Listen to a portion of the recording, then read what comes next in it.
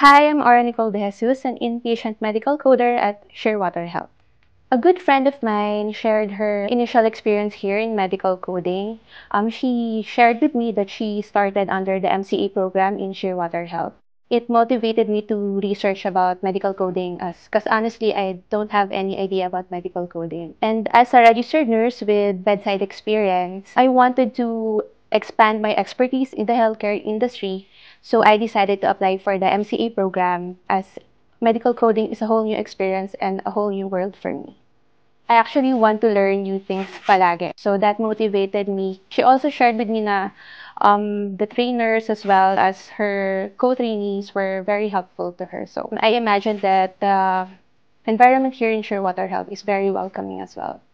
At times, I've experienced some challenges, but I see those challenges na mas pina-strengthen yung character ko as a person and mas nag-evolve ako in terms of sa profession ko.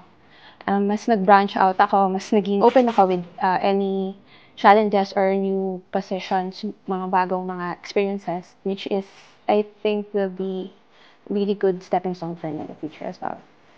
I started as an MCA student here in Shearwater, and yung nag-start ako as an MCA, parang from outside pa yung nag-start sa amin mag-train. So, it took pa siguro around 3 months before ako under talaga ng trainers ng MCE. I was an SME for 7 months, and then after nung nag-open yung QA position for our account, nag-apply din ako and was fortunate to be a QA last November 2023.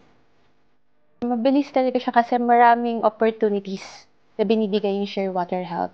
Nagbibigay sila ng maraming mga programs, mga trainings, para if we want to evolve pa or mas gusto natin, mas pataas yung position natin, marami silang binibigay. And our supervisors will actually encourage us to try new things para mas ma-boost yung confidence natin and then mas matry natin talaga. QA can be quite challenging, but it's very rewarding.